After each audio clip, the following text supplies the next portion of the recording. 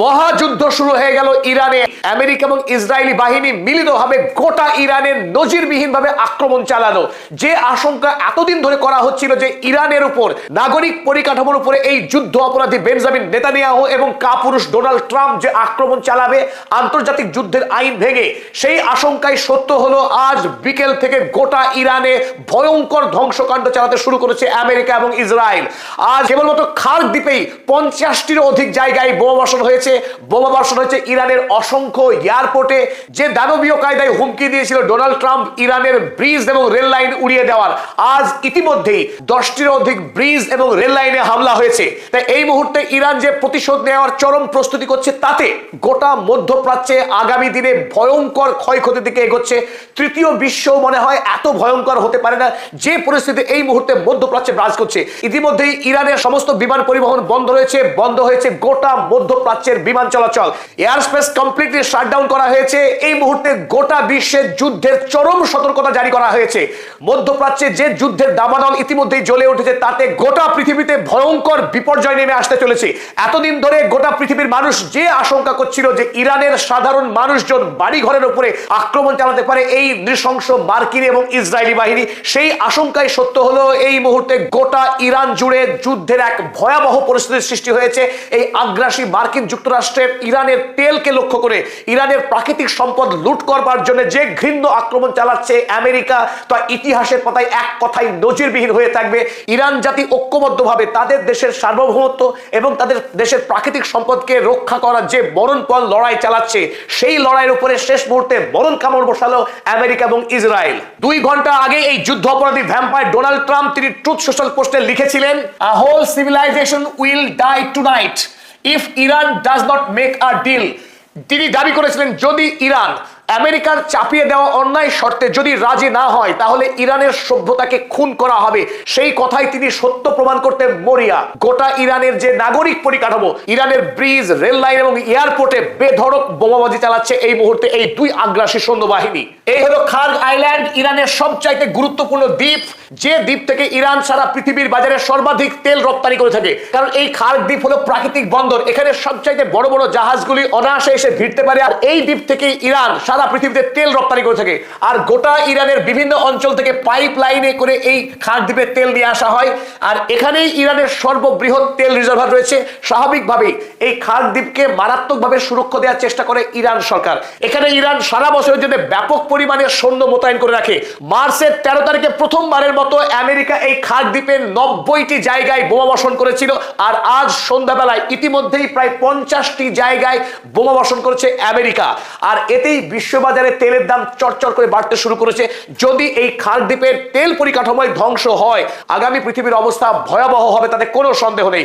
এই খার্ক দ্বীপ ইরানের জন্য তো বডি, গোটা পৃথিবীর জন্য অত্যন্ত গুরুত্বপূর্ণ ক্রুশিয়াল একটা আইল্যান্ড। ইরানের নির্ভরযোগ্য বন্ধুরাষ্ট্র চীন এই খার্ক দ্বীপ থেকেই তেল সংগ্রহ করে। চীনের কাছে সর্বাধিক তেল রপ্তানি করে ইরান এই খার্ক দ্বীপ থেকেই। তাই এই ক্ষেত্রে চীনের অবস্থান কি হবে সেটাও দেখার বিষয়। তৃতীয় বিশ্বযুদ্ধের সূত্রপাত কি এখান থেকেই হবে?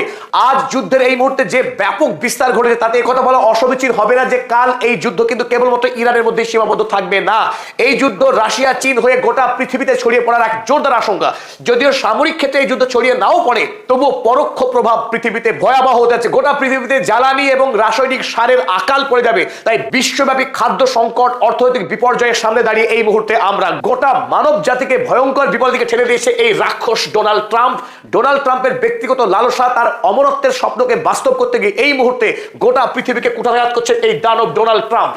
সন্ধ্যার আগেই ইতিমধ্যেই আমেরিকা এবং ইসরায়েল মিলিতভাবে ইরানের 10টির অধিক গুরুত্বপূর্ণ ব্রিজ এবং রেল লাইনে আক্রমণ করেছে। আর এই খবর আনাদোলস এজেন্সি কিছুক্ষণ আগেই তারা ছেপেছে, Israeli air strikes hit 10 railway lines bridges across Iran. গোটা ইরানের লাইফ লাইনকে স্তব্ধ করে দেওয়ার জন্য, ইরানের জনগণকে ভয় ধরানোর জন্য, যাতে ইরানের মানুষ একত্রিত না হতে পারে, তারা যাতে বিচ্ছিন্ন হয়ে পড়ে, ইরানের শক্তিকে গুড়িয়ে দেওয়ার জন্য আমেরিকা যুক্তরাষ্ট্র আজ হিংস্র অবস্থান নিয়েছে। এটি আন্তর্জাতিক যুদ্ধ অপরাধ। কোনো নাগরিক পরিকাঠামো, হাসপাতাল, স্কুল, বিশ্ববিদ্যালয়ে আক্রমণ করা যুদ্ধের আইন বিরোধী। আর সেই যুদ্ধ অপরাধ করে আসছিল এতদিন ইসরায়েল। এবার আমেরিকা মিলিত হয়ে গাজা ভূমিতে যেভাবে স্কুল, হাসপাতালকে গুড়িয়ে দিয়েছিল, একই পথে এগোতে যাচ্ছে এবার ইরান। ইরান তারা টার্গেট করেছে ইতিমধ্যে ইরানের যেভাবে ব্রিজগুলো গুড়িয়ে দেওয়া হলো, তাতে আগামী দিনে ইরান যাতে অর্থনৈতিকভাবে শক্তিশালী না থাকে, তাদের ব্যবসা বাণিজ্য যোগাযোগ যাতে শেষ হয়ে যায়, তাদের সভ্যতাকে খুন করবার জন্য গোটা ইরানে এক ভয়াবহ ধ্বংস করে চালাচ্ছে এই মুহূর্তে ইসরায়েল। ইতিমধ্যেই ধ্বংস হয়েছে ইয়াহিয়া আবাদ রেলওয়ে ব্রিজ, ধ্বংস হয়েছে তাবরিজ জানজান হাইওয়ে ব্রিজ, কোম রোড ব্রিজ আক্রান্ত হয়েছে, হাসরুদ তাবরিজ হাইওয়ে ব্রিজ। রেলওয়ের ক্ষেত্রে আক্রান্ত হয়েছে কারাজ রেলওয়ে ট্রাকস, আক্রান্ত হয়েছে কাশান ট্রেন স্টেশন এরিয়া, কিছু প্রভিন্সিয়াল রেলওয়ে আক্রান্ত হয়েছে, কাজভিন, জানজান, ইস্পাহান এবং আলবোর্স। ইতিমধ্যেই ধ্বংসপ্রাপ্ত হচ্ছে ইরানের গুরুত্বপূর্ণ 4টে ব্রিজ, আক্রান্ত হচ্ছে 6টি গুরুত্বপূর্ণ রেল লাইন। রেল লাইনের পরে অপরদিকে বিমানবন্দরকে তাক করেছে এই দুই দস্যু বাহিনী। এখন পর্যন্ত যেটুকু খবর কনফার্ম রয়েছে তাতে 9টি বিমানবন্দরে আক্রমণ হয়ে গেছে ইতিমধ্যেই, সারা রাত পড়ে রয়েছে। আজকের রাতকেই টার্গেট করেছে আমেরিকা এবং ইসরায়েল।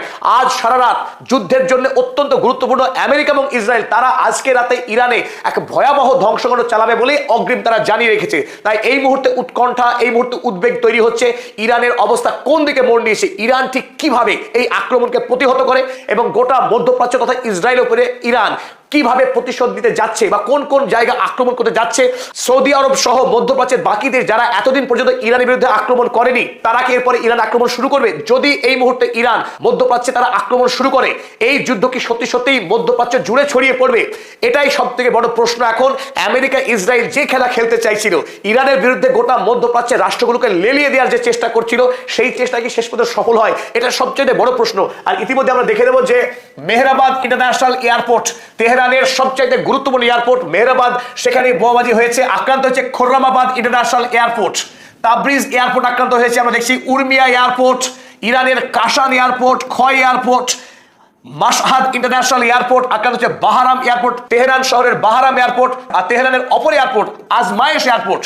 এই 9টি এয়ারপোর্ট ইতিমধ্যেই আক্রান্ত হয়েছে। ফলে ক্ষয়ক্ষতির পরিমাণ যে ব্যাপক, বিপুল পরিমাণ অর্থের যে ধ্বংস হলো ইরানে ইতিমধ্যেই। যে ইরানকে গত 47 বছর ধরে পৃথিবী থেকে আইসোলেট করে রাখা হয়েছে, যে ইরানের অর্থ মার্কিন মুলুকের ব্যাংকে, ইউরোপীয় ইউনিয়নের ব্যাংকে আটকা পড়ে রয়েছে, সারা পৃথিবীর সঙ্গে বাণিজ্য করার অধিকার থেকে বঞ্চিত করা হয়েছে যে ইরানকে, সেই ইরানকে আজ আরো একবার দানবীয় আক্রমণ করে তার সভ্যতাকে গুড়িয়ে দেওয়ার অপচেষ্টা করছে ডোনাল্ড ট্রাম্প।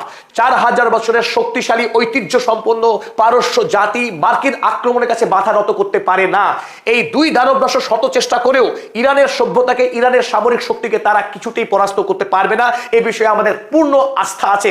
আজ ইতিমধ্যেই IRGC তারা প্রস্তুতি শুরু করেছে, কিছুক্ষণের মধ্যেই তারা গোটা মধ্যপ্রাচ্য জুড়ে এক ভয়ঙ্কর প্রত্যাঘাত করবে। আর সেই খবর নিয়ে কিছুক্ষণের মধ্যে আপনাদের কাছে আবারও হাজির হচ্ছে আমরা। ততক্ষণ সঙ্গে থাকুন, আবারও আমরা আপডেট নিয়ে কুইক আপনাদের সামনে ফিরে আসছি।